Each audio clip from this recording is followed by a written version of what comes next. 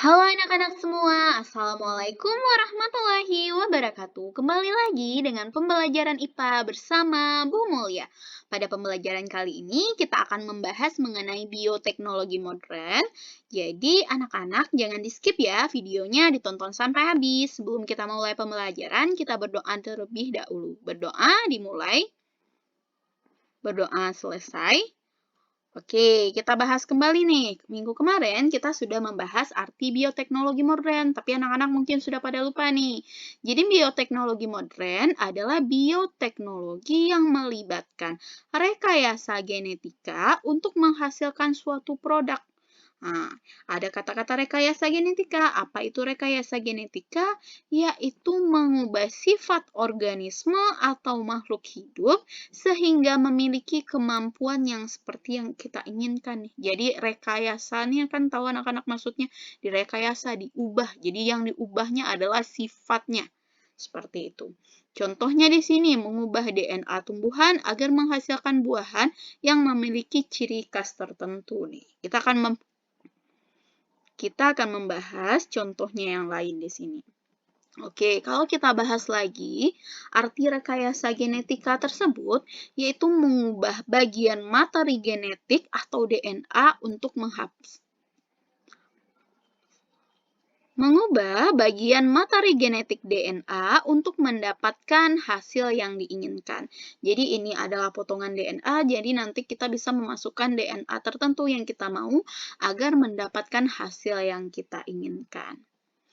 Jadi bioteknologi modern itu dibagi pada bidang-bidang tertentu. Yang pertama akan kita bahas pada bidang pertanian.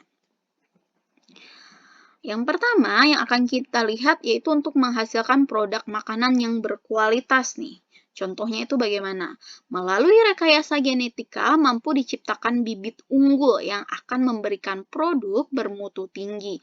Misalnya tahan terhadap hama atau mampu menambah nilai gizi nih, seperti dikembangkannya golden rice yang mengandung vitamin A. Jadi golden rice itu maksudnya beras emas. Ini beras kita biasa seperti ini. Kalau golden rice itu warnanya seperti ini. Jadi kalau pada beras biasa dia tidak terkandung vitamin A, kalau di sini ditambahkan nanti gen vitamin ke dalamnya sehingga ketika kita makan nasi pun kita bisa mendapatkan vitamin A seperti itu. Contoh lainnya adalah menggabungkan gen satu tanaman dengan tanaman yang lain. Misalnya seperti ini. Ini ada tanaman brokoli, kemudian digabungkan di gennya tersebut dengan tanaman kembang kol akan menghasilkan tanaman namanya brocoflower seperti itu. Jadi ada juga yang digabungkan tanaman anggur dan apel disebut orang dengan grapple ya. Jadi grape dan apple seperti itu. Dia itu anggur dan apel ini bentuk luarnya tetap seperti apel tapi rasa dalamnya seperti anggur seperti itu dan lembutnya seperti anggur juga.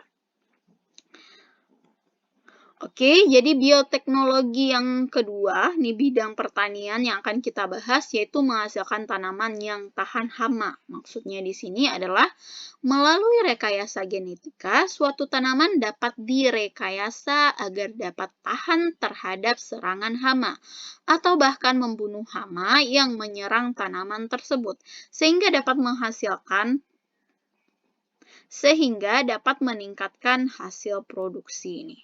Ini contohnya, ada tanaman tertentu, dia ini mudah sekali dimakan oleh ulat. Ini biasanya contohnya adalah jagung ya.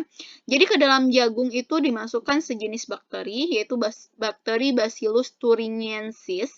Nanti ketika ulat memakan, ulat akan langsung mati. Jadi kita tidak perlu memberi pestisida atau yang lain karena dari dalam bagian tanamannya ini saja sudah membunuh si hama-hama yang akan memakan tanaman tersebut. Jadi agar tanamannya tersebut tahan hama seperti itu.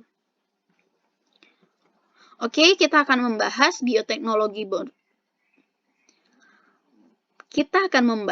bioteknologi modern pada bidang peternakan.